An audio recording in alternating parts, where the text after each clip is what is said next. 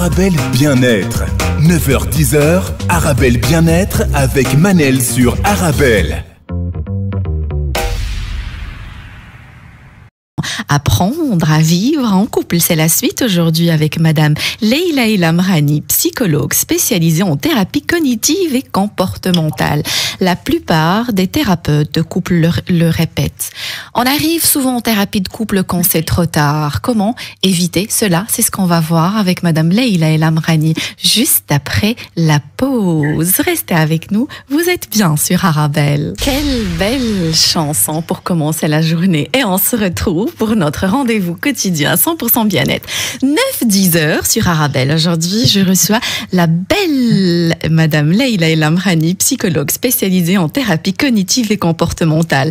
Apprendre à vivre en couple, c'est la suite aujourd'hui. Je vous rappelle que vous pouvez toujours participer à l'émission en envoyant vos questions, vos réactions par SMS au 0488 106 800. Je répète, 0488 106 800.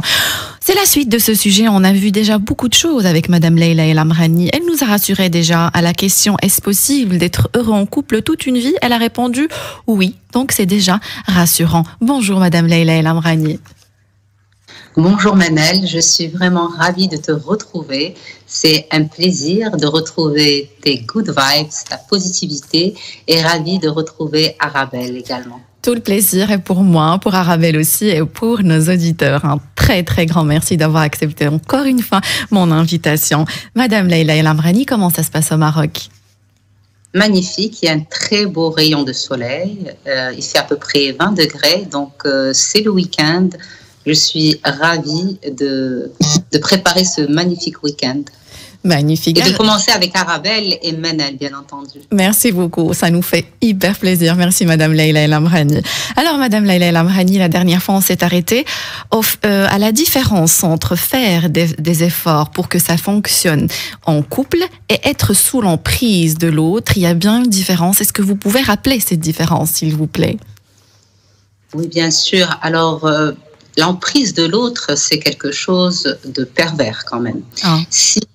Oui, et ça doit être dans les deux sens. Si je suis dans l'emprise de l'autre, c'est que j'accepte d'être sous l'emprise de l'autre. Ah.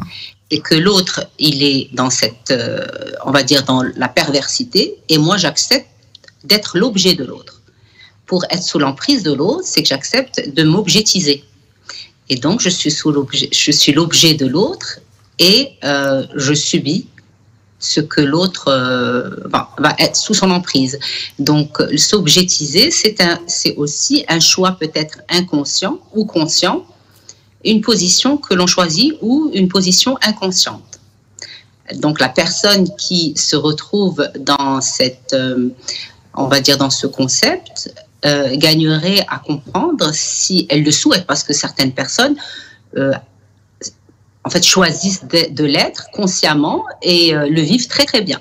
Et d'autres, bien entendu, ne le vivent pas bien, le fait d'être objectisé et sous l'emprise de l'autre. Excusez-moi, c'est une parenthèse, Madame Leila El-Amrani. Le vivre très très bien, on peut dire les choses comme ça, être sous l'emprise de quelqu'un, le vivre bien. Peut-être on est dans le déni, non? Pas dans le déni, parce que certaines personnes, au niveau de leur cerveau, elles ont dès leur jeune âge et accepté et été faites pour être l'objet de l'autre. Donc pour elles ne se voient pas autrement qu'être l'objet de l'autre, et cette objetisation, elle a été valorisée dès l'enfance. Donc il n'y a pas de c'est le seul schéma qu'ils connaissent en fait. C'est le seul schéma qu'ils connaissent. Exactement. Et puis ça a été un schéma qui a été valorisé surtout. Ça a été valorisé. Ne pas être l'objet de l'autre pourrait être chez l'autre égal à l'autre ne m'aime pas.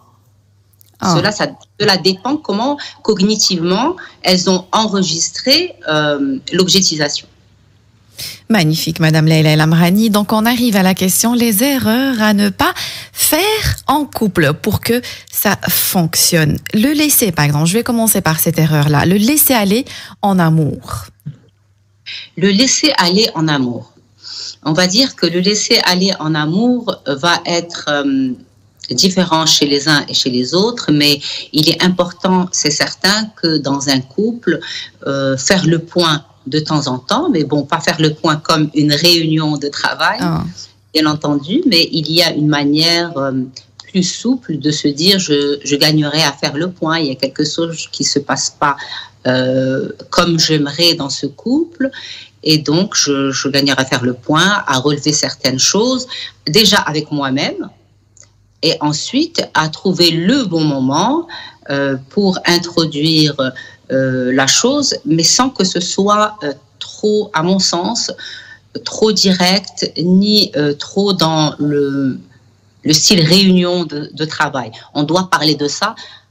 C'est déjà négatif, à mon sens. Lorsqu'on se pose et qu'on dit à l'autre, tu sais, on doit se voir pour parler de ce sujet, c'est important, il y a un problème. On peut faire les choses différemment, parler de la même chose, mais introduire la chose de manière plus subtile. D'accord. Madame Leïla Lamrani, en préparant cette émission, justement, il y a certains psychologues et psychothérapeutes, justement, qui conseillent de commencer par cette phrase-là. Viens, on va s'asseoir et on va parler de ce qui s'est passé. Pour vous, la bonne façon d'introduire une communication, par exemple, on a un problème, une crise de couple, un malentendu, comment introduire le sujet? Votre façon de faire? Vous savez, à mon sens, oui, avec à votre sens, oui, effectivement. Tout le respect que j'ai pour cette phrase que je trouve magnifique. Si cognitivement vous répétez à chaque fois à la personne cette même phrase pour lui dire des reproches, lui faire des reproches, pour lui dire des choses négatives, des choses qui vont peut-être qu'elle va devoir se remettre en question, inconsciemment, son cerveau, dès qu'il va entendre cette phrase, elle va déjà avoir des émotions négatives. Ah. Donc, je pense, à mon sens, que la personne gagnerait à ne pas avoir une phrase spécifique pour venir parler. Non, chacun va trouver à son aise le moment opportun, la phrase qui gagnerait à donner lui-même ou elle-même à la personne qu'elle aime, avec lesquelles elle partage, parce que chaque couple est un couple unique. Chaque personne devant vous, vous avez une personne complètement différente de l'autre, avec son histoire de vie et sa vie, et votre couple à vous qui est différent de l'autre, parce qu'il y a plusieurs compositions de couple. Donc, vous allez trouver votre manière qui peut être complètement différente à chaque fois pour introduire et discuter et communiquer. Donc pour vous, c'est pour éviter que le cerveau, alors que l'autre ait un blocage à chaque fois qu'on lui dit cette phrase-là, et ça peut avoir l'effet contraire au lieu d'attendre une communication constructive.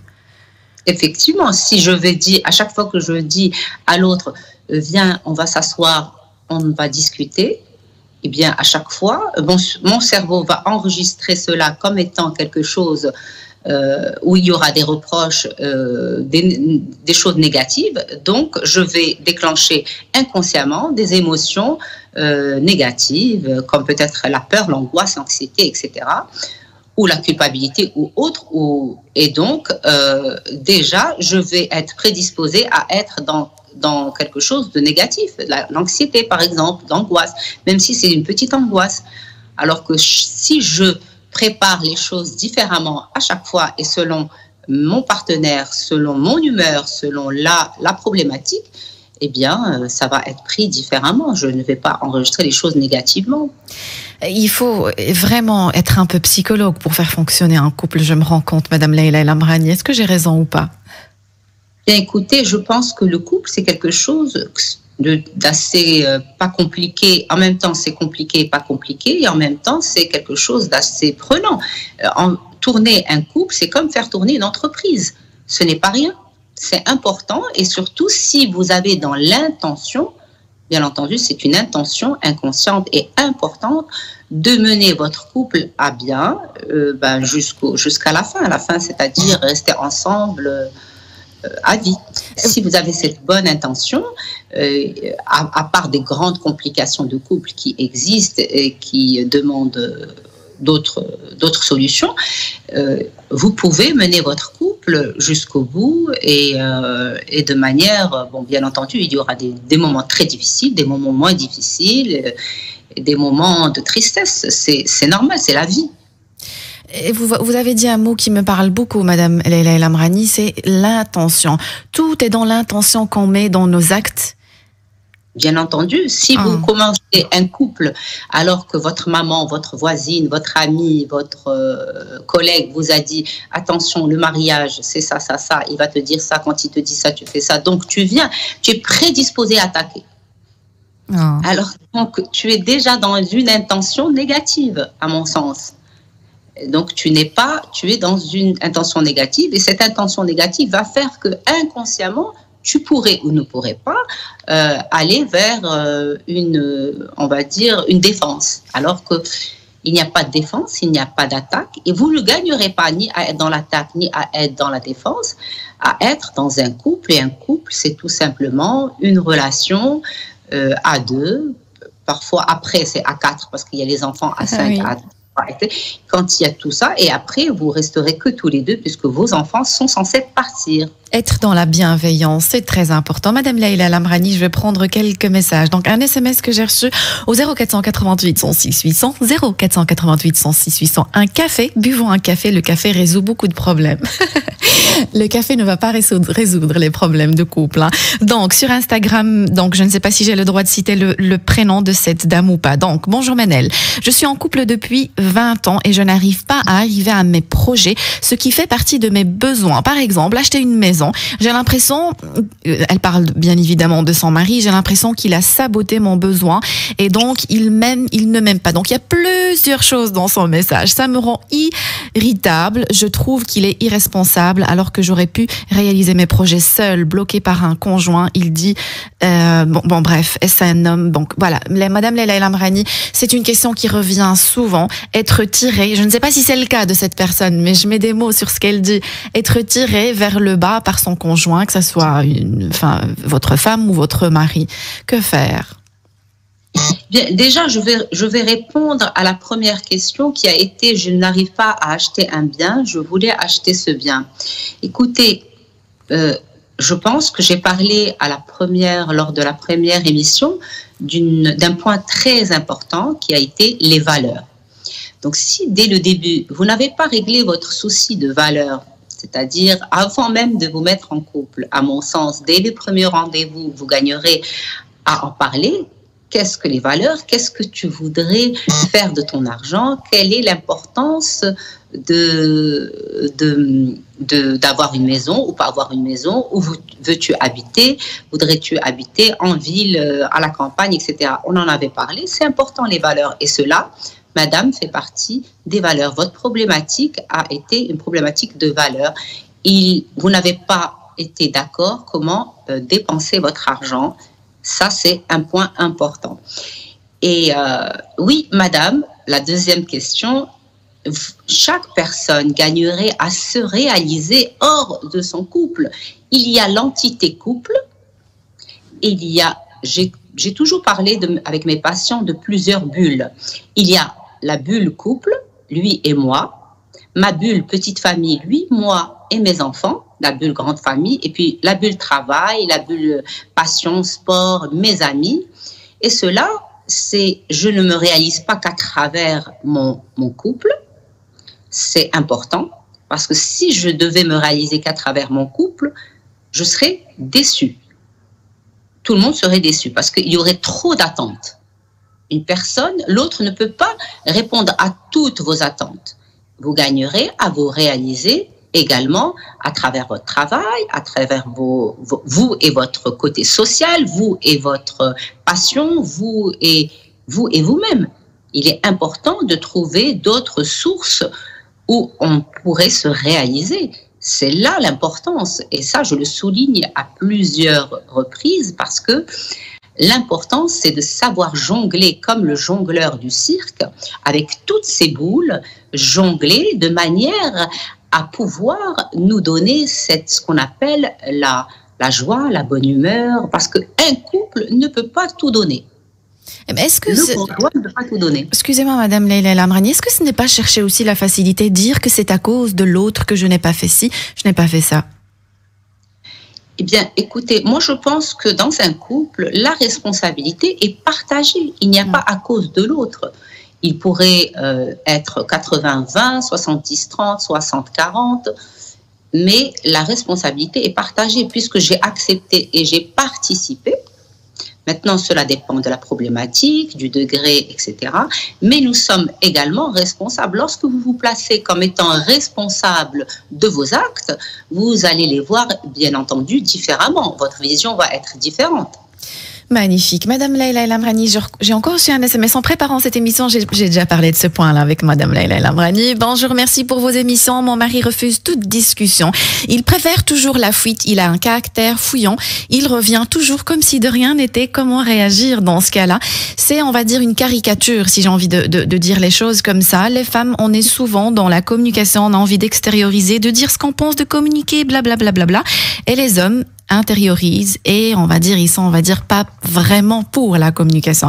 Elle va répondre à votre question, si vous permettez, Madame Leïla El Amrani, Madame, je ne sais pas le nom de cette auditrice, mais après la pause, restez avec nous. Vous êtes bien sur Arabelle. Arabelle Bien-être. 9h-10h, Arabelle Bien-être avec Manel sur Arabelle. C'était I Don't Care, magnifique chanson, et on se retrouve pour notre rendez-vous quotidien 100% bien-être 9-10h sur Arabelle. Aujourd'hui, je reçois la magnifique Madame Leïla El Amrani, psychologue spécialisée en thérapie cognitive et comportementale. Apprendre à vivre en couple, c'est la suite aujourd'hui. Je vous rappelle que vous pouvez toujours participer à l'émission en envoyant vos questions, vos réactions par SMS au 0488 106 800 0488 106 800. Je vais prendre vos SMS, mais si vous permettez, Madame Leïla El Amrani, vous êtes aussi spécialisée dans les relations de couple. Donc, on vient vous consulter en couple. Selon votre expérience personnelle, les erreurs les plus fréquentes en couple que les gens font, lesquelles, s'il vous plaît? On va dire que l'erreur la plus fréquente qu'on retrouve, c'est qu'ils ne viennent consulter que quand c'est déjà pratiquement fini. L'histoire est pratiquement finie. On a l'impression que les couples viennent consulter pour se rassurer, pour déculpabiliser. Et c'est bien dommage parce que tout couple, à un moment donné de la vie, gagnerait à être accompagné. Parfois, c'est seulement 2-3 séances, juste pour donner des idées adéquates à chaque couple pour pouvoir rebooster leur relation. Donc, Madame Leïla El Amrani, est-ce que c'est les femmes qui viennent souvent, qui traînent, on va dire, les hommes vers un psychothérapeute, ou c'est le contraire? Bien entendu, souvent, on va retrouver le côté féminin de la femme qui va vouloir discuter, éclaircir les choses, puisque comme la question que vous a posée la jeune femme tout à l'heure, son mari la fuit. Il n'est pas dans la discussion et dans la communication. Effectivement, on va retrouver la communication et la discussion plus un trait féminin que masculin. Et donc, c'est la femme en général qui va venir. Et puis, rarement, certains hommes vont venir parce qu'ils ne trouvent plus de solution à leur couple. Ils ne savent plus comment faire communiquer à leur femme que ça ne va pas. Et donc, ils vont consulter pour poser certaines questions et comprendre.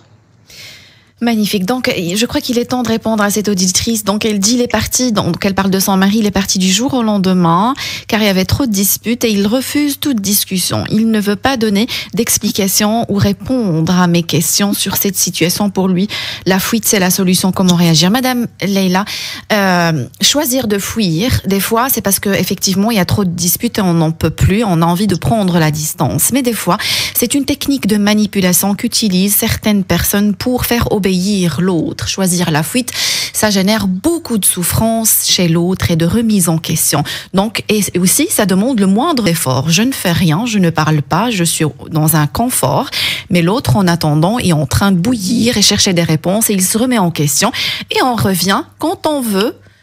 Et bien évidemment, l'autre, il a attendu tellement longtemps qu'il a envie juste d'entendre la voix de l'autre personne et tout pardonner et dire oui, effectivement, j'ai fait une erreur. On ne revient pas pour les bonnes raisons parce qu'on revient pour le manque.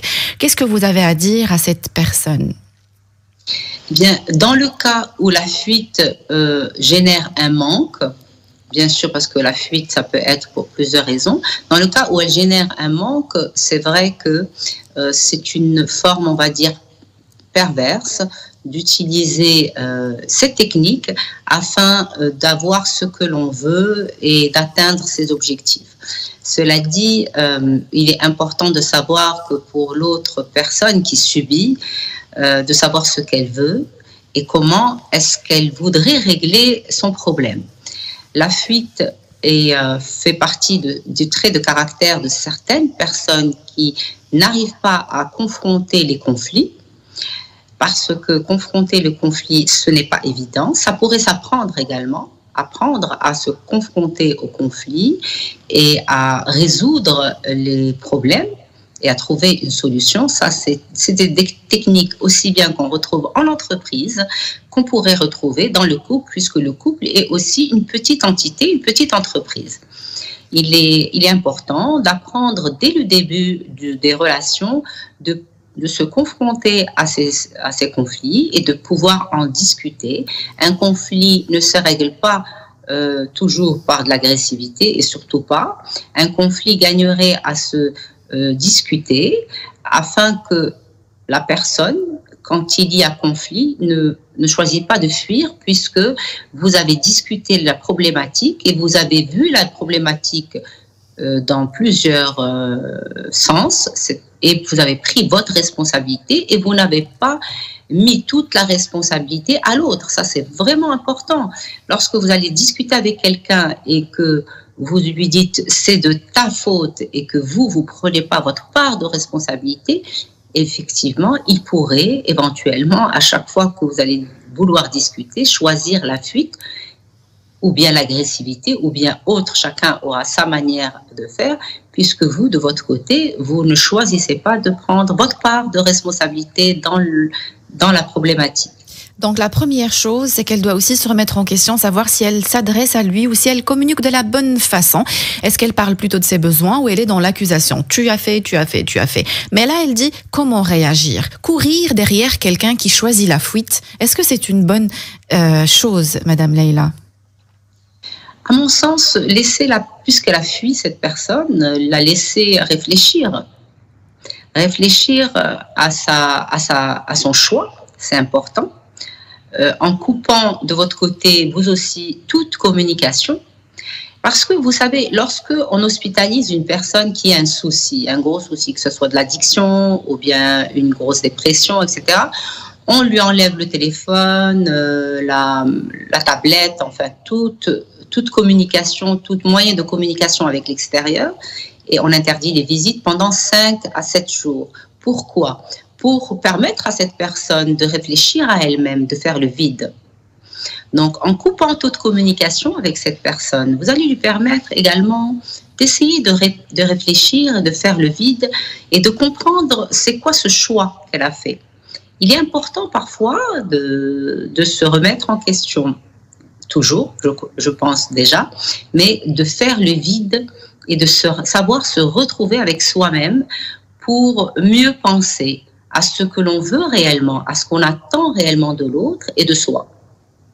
Magnifique. Donc, à toutes ces personnes qui m'ont envoyé des messages sur Instagram, pareil, toujours le même problème, les femmes qui veulent résoudre et parler, et l'homme qui fuit, lui courir derrière, ce n'est pas une solution.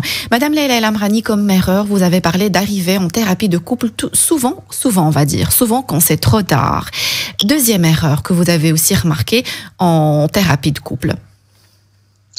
Bien, écoutez, en deuxième erreur, c'est que lorsque l'autre personne vient avec l'objectif de manipuler le psy, le professionnel, pour arriver à ses fins. Ah. Alors, je peux vous dire qu'on sait, en tant que professionnel, on le sait, on le sent. Donc, c'est dommage parce que vous faussez cette prise en charge. Donc, le professionnel, ce qu'il va faire, c'est recadrer, poser des limites à cette personne qui est dans la manipulation, parce qu'elle vient pour utiliser le professionnel comme un outil contre l'autre. Ah. Donc ça, c'est vraiment une erreur. Évitez cette erreur, vous perdez votre temps. S'il est professionnel, c'est qu'il sait très bien ce qu'il fait et il sait très bien que c'est une technique que souvent certains couples ou certains membres du couple vont utiliser pour atteindre l'autre.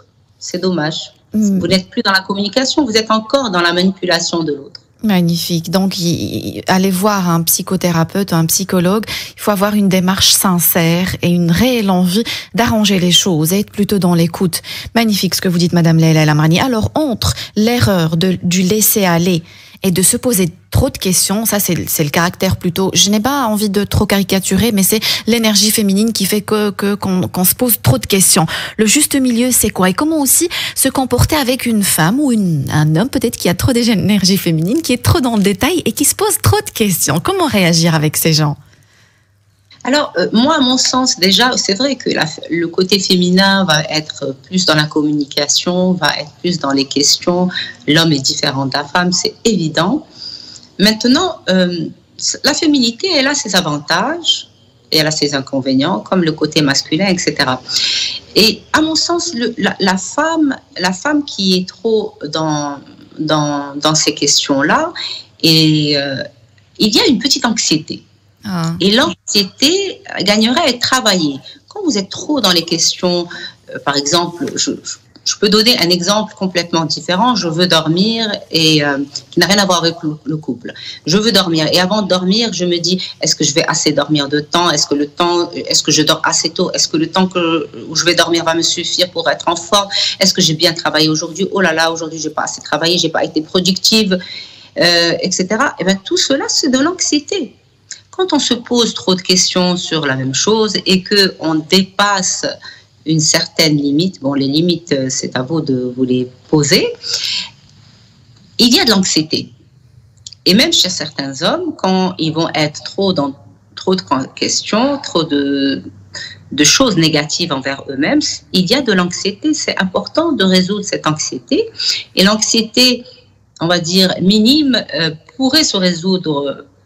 Vous pourrez la résoudre vous-même en remplaçant toujours les pensées négatives. C'est ça la cognition. Ce sont nos pensées qui vont faire réagir notre émotion en remplaçant les pensées négatives par des pensées alternatives. Et cela va régler vos émotions. Et si vous automatisez cela, vous allez apprendre à mieux vivre on va dire, faire baisser votre niveau d'anxiété. Magnifique. Donc ici, j'ai reçu un SMS. Comment couper la communication lorsqu'on a des enfants en commun? Là, savoir faire la différence, Madame Leila, entre les conflits qu'on a entre nous en couple et avoir des discussions pour le bien des enfants. Plusieurs personnes, que ce soit des femmes ou des hommes, ne font pas la différence. Je divorce par exemple de la femme, je divorce aussi des enfants. J'ai des problèmes avec mon mari, bah aussi, je vais couper tout contact concernant les enfants. Que faire? Eh bien, je pense vraiment que c'est une erreur de couper tout contact lorsqu'on a des enfants. Quand je parle de couper contact, c'est-à-dire tout ce qui est en relation avec les enfants, vous gagnerez à rester en communication et à poser un cadre. Le cadre, ça serait, nous discutons pour les enfants seulement, et ensuite ne pas utiliser les enfants pour passer les messages. Ça, c'est une grande erreur.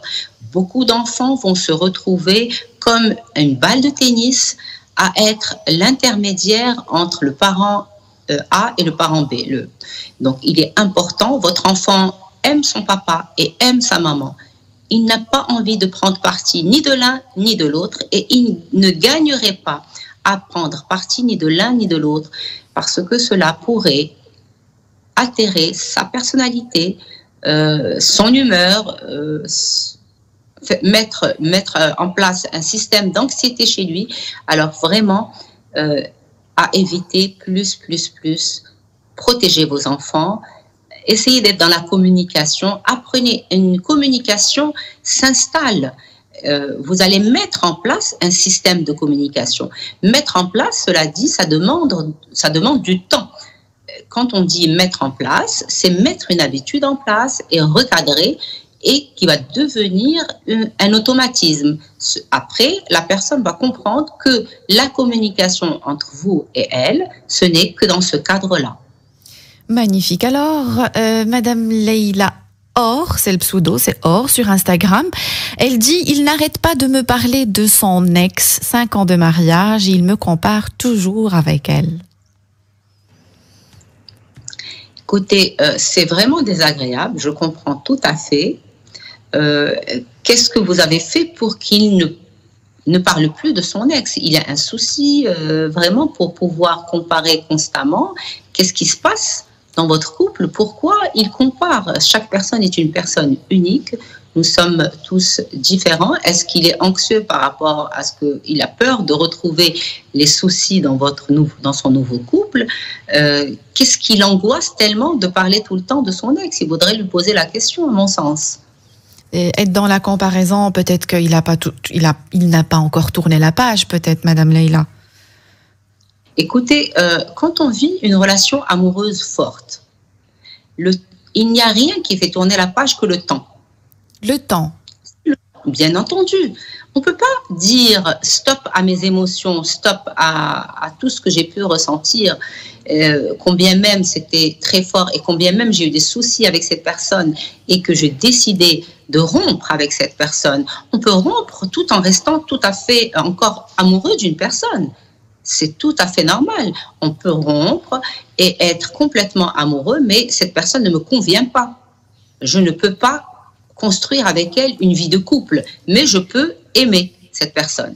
Et donc, je me sépare de cette personne et je suis toujours amoureux. Bon, peut-être que cette personne ressent toujours certaines choses pour l'autre. On ne peut pas dire ce qui se passe dans ce couple-là, parce que ça serait faire n'importe quoi que de dire. Je parle en général, bien entendu. On peut tout à fait être amoureux et quitter une personne et se mettre dans un autre couple et attendre que le temps fasse le deuil.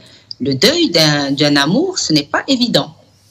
Le deuil d'un amour, ce n'est pas évident. Quand vous dites ça demande du temps, ça varie d'une personne à l'autre ou il y a un minimum et un maximum?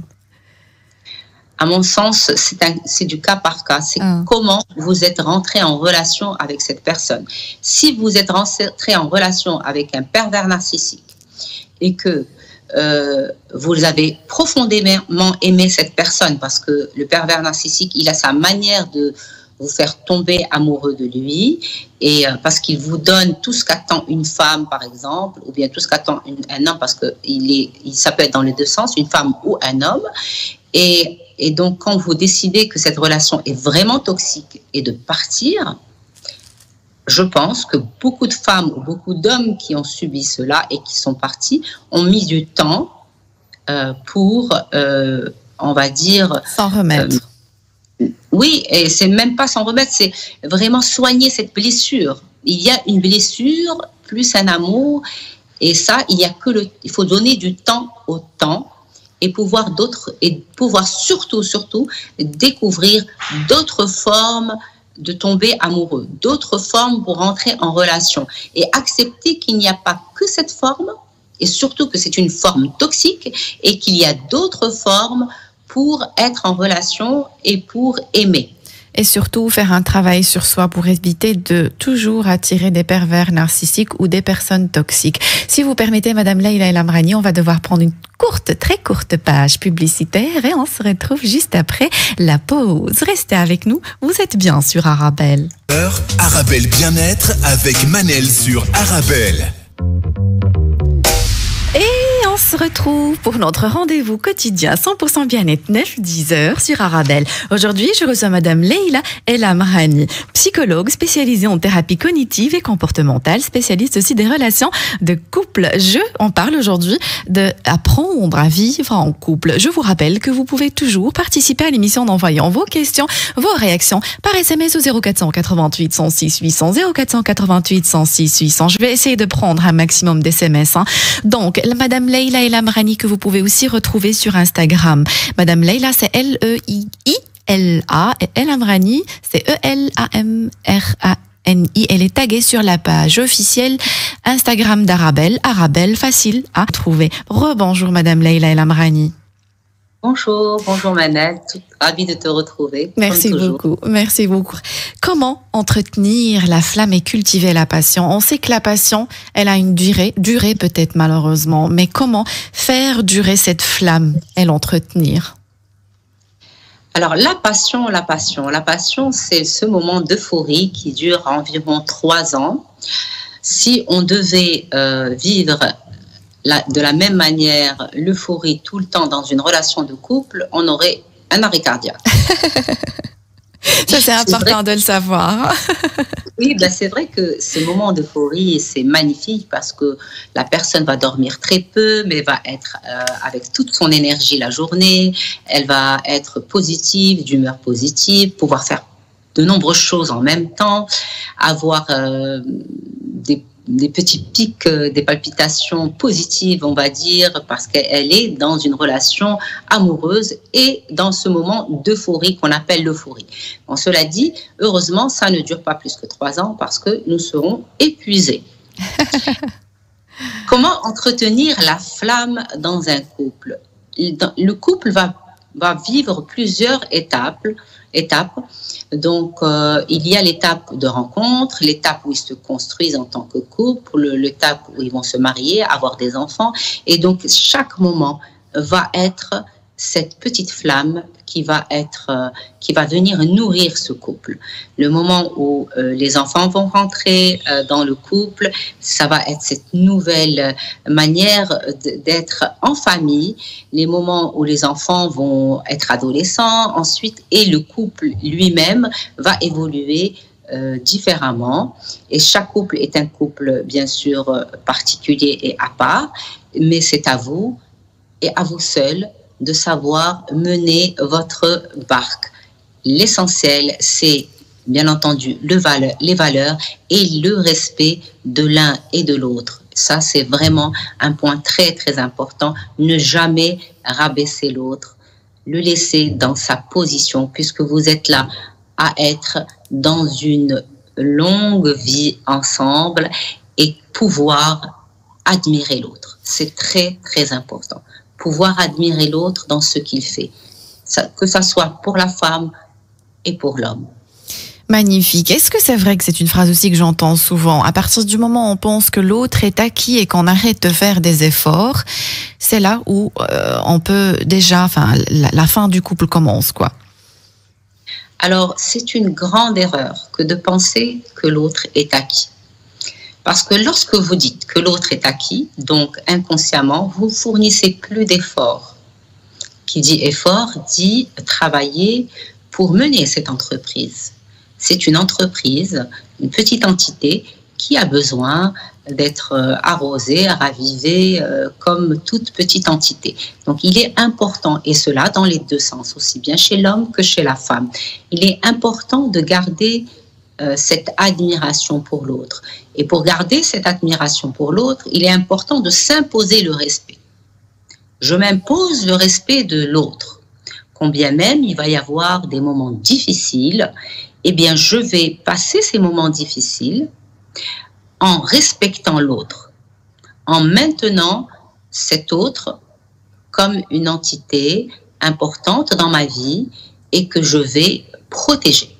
Quand je protège l'autre et que je suis dans le respect de l'autre, je suis dans le respect de moi et je protège mon entité, mon couple. Être dans la bienveillance, ça, c'est un mot qui revient souvent, Madame Leïla. La bienveillance est essentielle. La bienveillance fait partie de ce couple que l'on construit. Il est construit par, bien sûr, l'amour, le respect, la bienveillance, l'empathie. Tout cela va venir enrichir votre couple et le mener à bon port. Magnifique. Alors, dans un couple, Leïla, on a besoin de se sentir aimé. Mais quand on parle pas le même langage de l'amour, l'autre, par exemple, exprime son amour d'une autre façon. Alors, on a des fois l'impression qu'on n'est pas comblé, qu'on n'est pas aimé. Comment dire je t'aime à l'autre sans le dire? Bien, écoutez, il y a différentes manières de dire je t'aime. Je ne peux pas attendre d'une personne pour qu'il exprime le mot je t'aime juste dans la communication, juste dans les paroles. Il y a je t'aime en disant quand tu voyages, est-ce que tu es bien arrivé? Rappelle-moi quand tu arrives. Est-ce que tu as bien dormi aujourd'hui? Comment était ta nuit? Tout cela, ce sont des mots d'amour. Ce sont je t'aime. C'est une manière de dire je t'aime. Est-ce que tu as aimé ta journée, ta semaine? Comment as-tu passé ta semaine? Qu'est-ce qui te fait plaisir? Tout cela veut dire je t'aime. Il n'y a pas que le mot que l'on exprime en parole qui veut dire que l'autre t'aime. Il y a tout cet ensemble de choses qui va faire que cette personne va te dire qu'elle t'aime parce qu'elle prend soin de toi, parce qu'elle s'inquiète pour toi, parce qu'elle... Voilà, tous ces mots-là vont venir remplacer la parole « je t'aime » et venir enrichir votre couple parce qu'il y a des manières de communiquer et chacun a sa manière de communiquer. Magnifique. Alors ici dans cette émission, Madame Leïla, on a beaucoup parlé de l'importance des rapports intimes. Mais moi, ma question serait, est-ce qu'on peut faire fonctionner un couple uniquement parce qu'on a une compatibilité, on va dire, dans les rapports intimes, quand tout le reste va mal? Écoutez, l'un ne va pas sans l'autre. C'est-à-dire qu'il n'y a pas de couple lorsqu'il n'y a pas de relation sexuelle et il n'y a pas de couple qui va fonctionner juste avec des relations sexuelles. Il est important qu'il y ait un ensemble de choses dans un couple.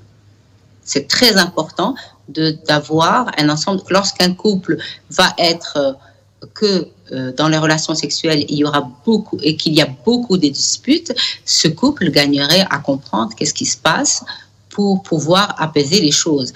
Et dans l'autre sens, si je vais très très bien dans mon couple, il y a de la communication, tout se passe entre guillemets bien, mais il n'y a pas de relations intimes, donc il est important de comprendre qu'est-ce qui se passe dans ce couple, pourquoi il n'y a plus de relations intimes. Magnifique. Alors, les phrases à ne jamais dire à son partenaire. Les phrases à ne jamais dire à son partenaire, ce sont les phrases d'irrespect. Les phrases d'irrespect et tu. Le tu, tu. Alors, le tu, il tue. Au lieu de vous dire de prendre la parole en disant tu, prenez la parole, vous gagnerez à prendre la parole en disant je.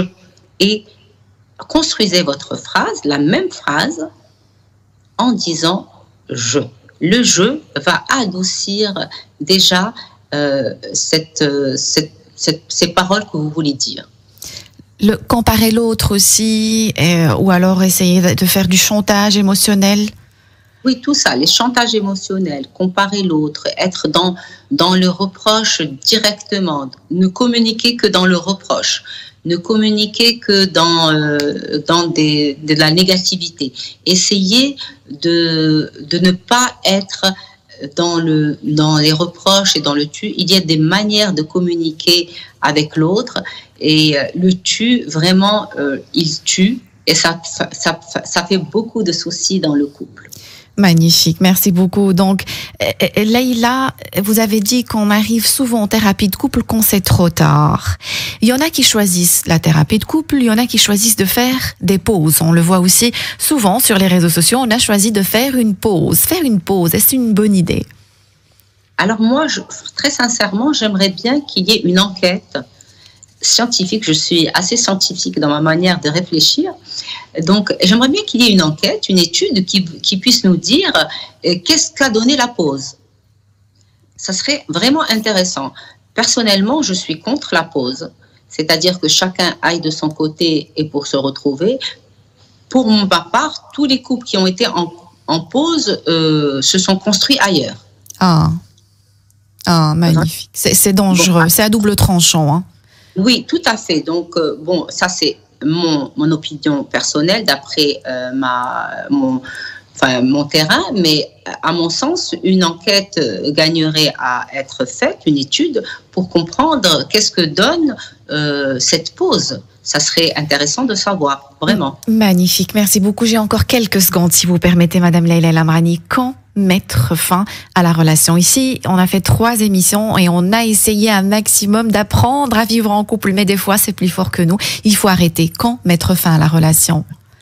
Mettre fin à une relation lorsqu'il n'y a plus de respect. Ah, vraiment. Parfait. Parce que le respect, c'est quelque chose d'essentiel. mettre la fin à la relation quand il n'y a plus de respect, c'est très clair. Je vous remercie du fond du cœur, Madame Leila Ilam Rani, et j'espère encore vous recevoir une prochaine fois dans cette émission. Merci du fond du cœur. Merci très chers auditeurs. J'espère que vous avez eu votre dose de vitamines. N'oubliez pas que le bonheur vous rend plus belle et plus beau. Fréquentez les gens heureux. Le bonheur est contagieux. Rendez-vous lundi 9h sur Arabelle. Arabelle Bien-être. 9h-10h, Arabelle Bien-être avec Manel sur Arabelle.